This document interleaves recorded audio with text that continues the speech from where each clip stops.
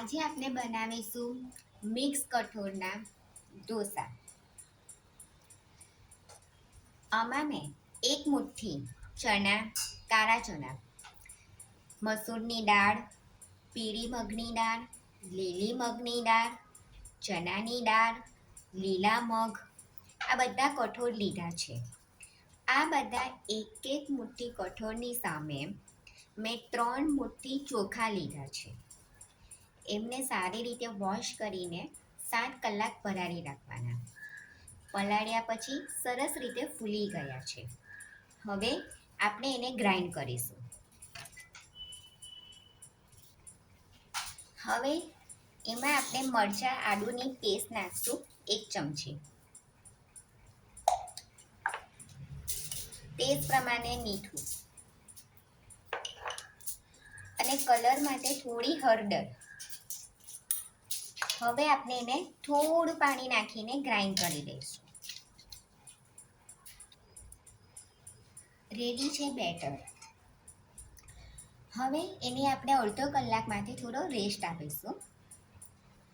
આ બેટરમાંથી તમને જ્યારે ઇન્સ્ટન્ટ ખાવાનું મન થાય છે, છોકરાઓ કઠોળ નથી ખાતા, તો તમે આ રીતે કઠોળના ઢોસા બનાવી શકો છો. બીજું, આ જ બેટરમાં તમે ઈનો નાખીને ઇડલી કે ઈંદડા પણ ઉતારી શકો છો.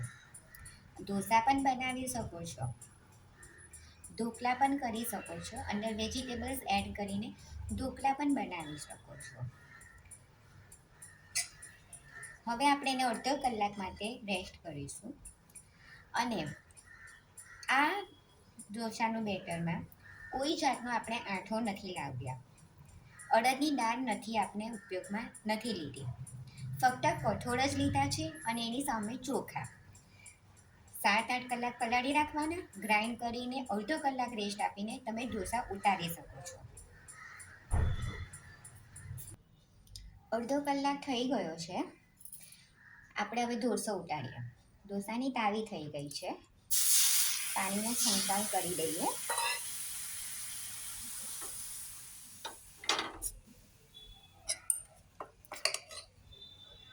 તમે ઘરમાં જે રીતે ઢોસાનું ખીરાનું બેટર રાખો છો, બસ એવી જ રીતે થિકનેસ રાખવાની છે.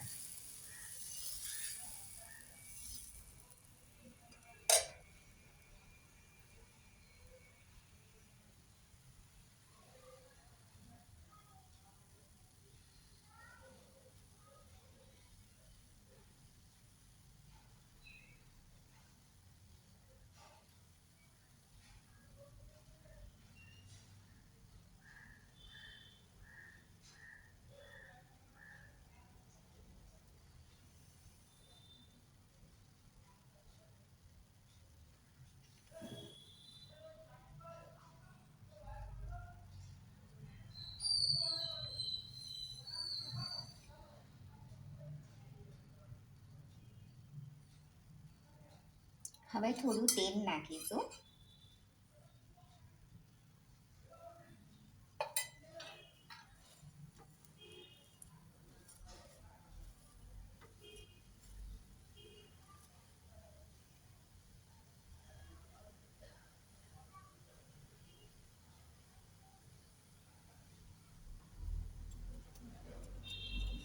જો ઇઝીલી હવે ઢોસો ઉચકાઈ જાય છે. હજુ થોડી વાર છે થવા માટે.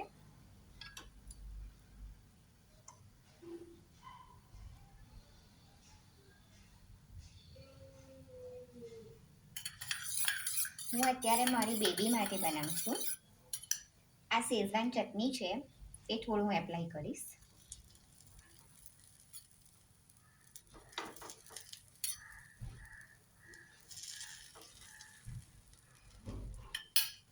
મોઝરેલા ચીઝ થોડી સ્પ્રિંકલ કરીશું.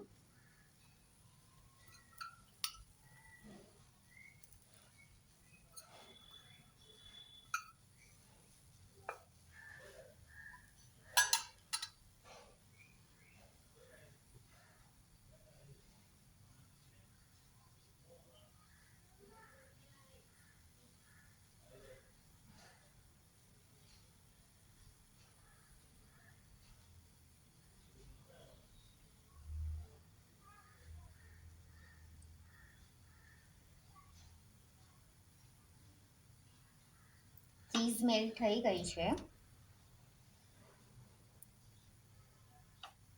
હવે આપણે એને ટર્ન આઉટ કરી લઈશું. જો ઇઝીલી આ ઢોસો ઉચકાઈ જશે. ક્રિસ્પી પણ છે.